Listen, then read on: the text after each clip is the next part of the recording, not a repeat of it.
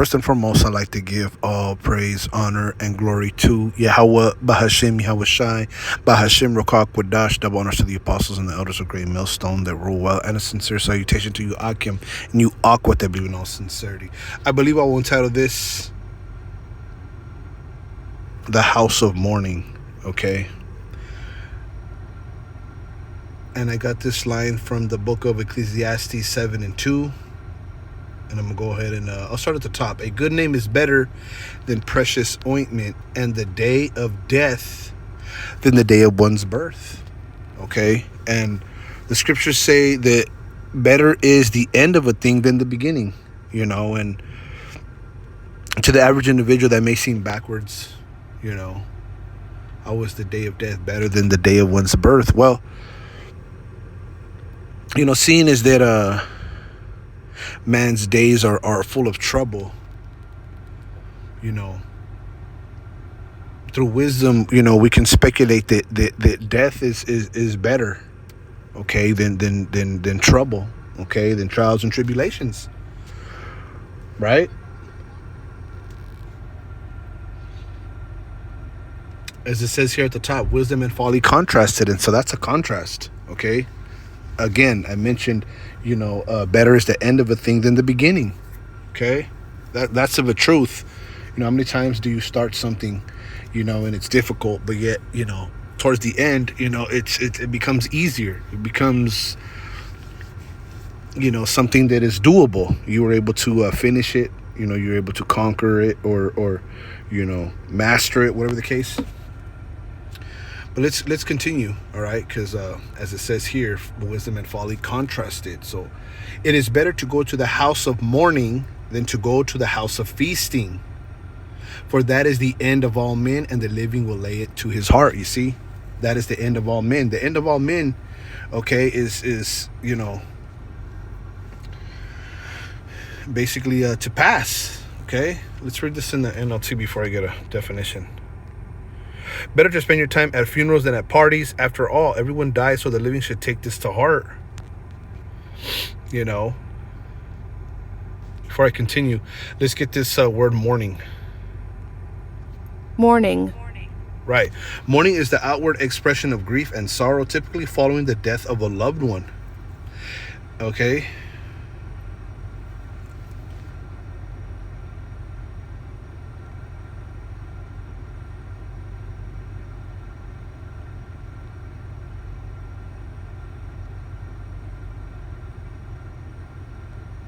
The period of mourning. Let's read this. The term also refers to the specific time frame during which a person formally acknowledges their loss, which can range from a few days to months or years, depending on personal or cultural traditions. Okay, and right now we're in mourning. Okay, we're in mourning because we are not with Yahweh Bashem El Shai. We have fallen, okay, from, you know, greatness. Okay, which we're getting it back, but you know, the scriptures say, my people have forgotten me days without end. So, you know, instead of come back to the truth, we understand that, you know, we're in a time of mourning. Okay, you know, ultimately the mirth will come, but right now, you know, it's better to be in the state of where, you know, we're acknowledging loss. We're acknowledging the loss of you know, the truth. Okay, the loss of our people, you know, the loss of wisdom, knowledge, and understanding, okay? And ultimately the loss of Yahweh Bashem El Shai, which we didn't lose, but, you know, we're being punished, okay? We're you know, through the blood of Yahweh Shai, that's making amends to the Most High, okay, for you know, our disobedience ultimately. So it is better to go to the house of mourning than to go to the house of feasting, okay?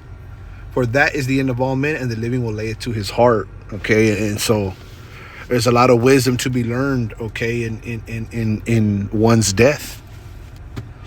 Okay, there's a lot of wisdom to be learned at the end, as opposed to at the beginning.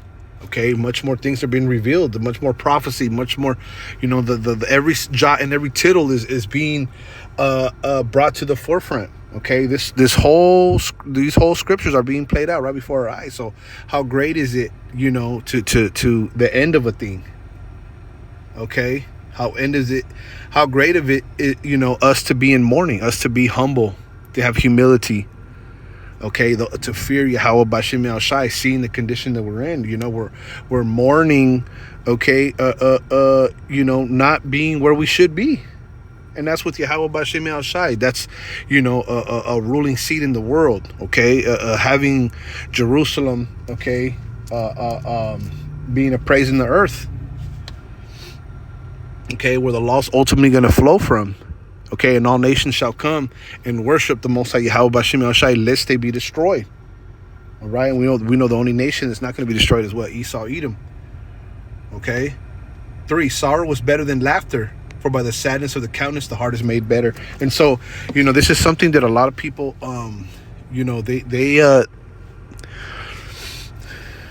they misconstrue. They get it twisted. A lot of people believe that you're always supposed to be happy, You're always supposed to be joyful and laughter. Well, the scriptures say there's a time for everything. Matter of fact,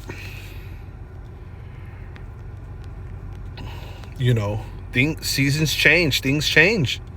And so, through the Spirit, the Spirit is like the wind. You got to flow. You got to flow, Let's see. What is it? Time for embracing, I want to say. Okay.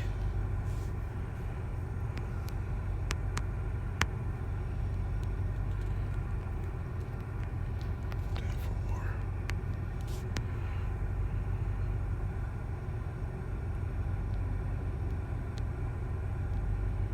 What? How did I butcher that? Time for war.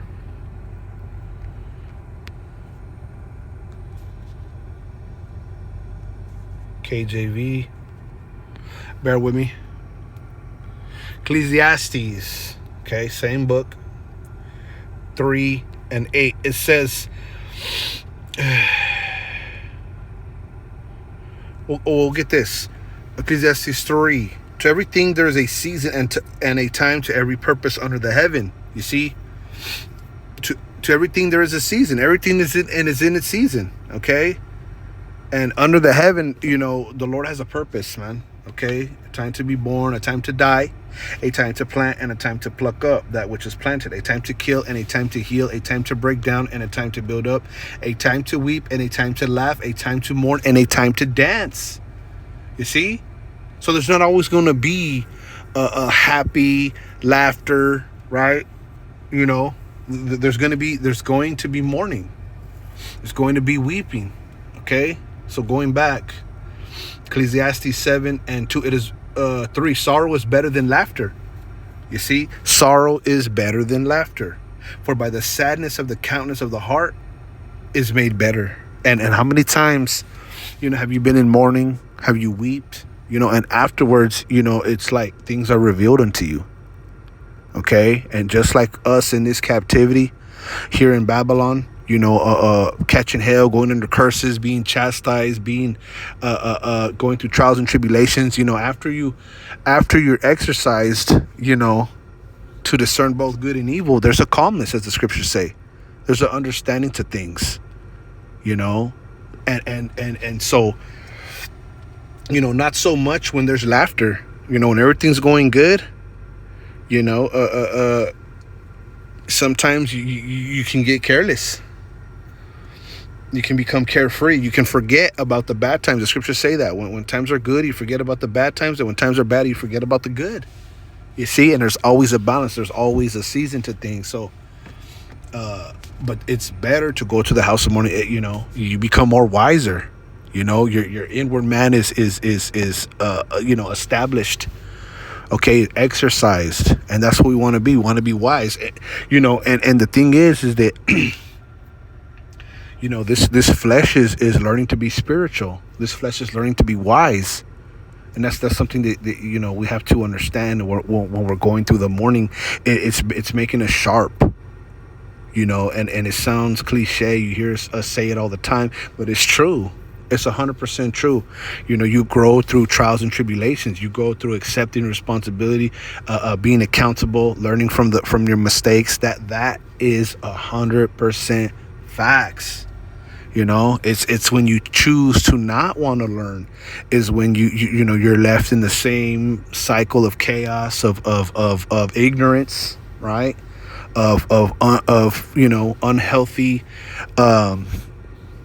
ways, not growing, what are stagnant. Okay, that's all linked to you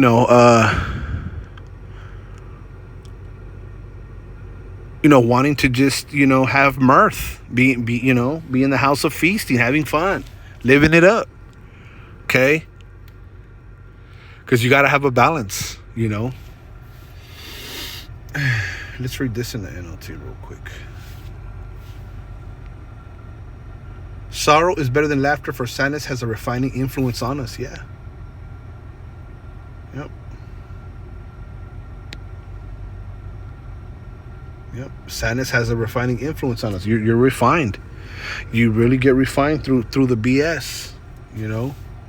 It says the heart of the wise, right, is in the house of mourning, but the heart of fools is in the house of mirth. Again, and many people, they don't see it like that. You got Israelites, that think this is an Israelite party, that things are supposed to be all copacetic. Everybody's supposed to get along. Things are supposed to be just, and that's not life. That's not true. Okay, this life, especially being away from Yahweh Bashim El Shai, okay, being in the flesh, having fallen, okay, from that godly, position that we once were in, now is decreed what we see. Now the world is full of perils, okay, for being disobedient. So, learning that, knowing that, accepting it, going through it is what makes you wise, because it's going to be hard. Again, nothing that is easy is worth it. And everything that is worth it it's going to be hard. It's going to come with mourning. It's going to come with sacrifice. It's going to come with toils, trials, tribulations, laboring. You see, and that's just of a truth. Nothing is won easily. Everything is won through labor, through work. Right. The heart of the wise is in the house of mourning, but the heart of fools is in the house of mirth. You see, the heart of fools is in the house of mirth. Let's get this word mirth. Strong's H 8057. Simcha. Yep. The heart of fools is in the house of mirth. Mirth is joy, gladness, joy, gaiety, pleasure, glad, result, happy issue. Yeah. You're a fool.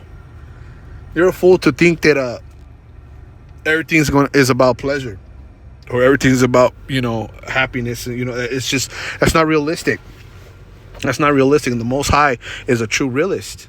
So these scriptures were for us to have a perfect balance, to really understand, to be hardened. There's nothing better than to be strengthened in understanding wisdom, no matter how difficult it may seem. Okay.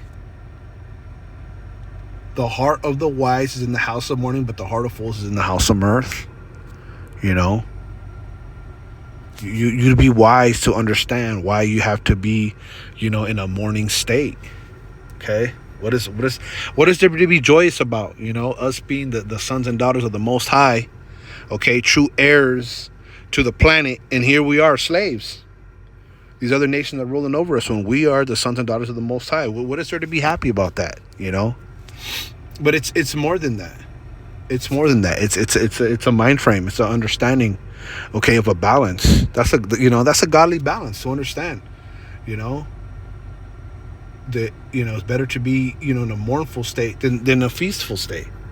Okay, imagine anyone in their right mind always in the state of feasting, in the house of feasting. You're open to attack. You're open to error. You're open to not watching and not being prepared for when morning comes. Okay, and so when you have a strong defense, they say you have a better offense. That makes sense. Okay, so just a little bit of words of wisdom, just something on my spirit, And Lord willing, you were edified. Okay? And with that, I want to give all praise, honor, and glory to Yahweh, Bahashem, Yahushai, Bahashem Rokak, Wadash, double honors to the apostles and the elders of Great Millstone that rule well. And a sincere salutation to you, Akim, and you, Aqua, to be in all sincerity. Shalom.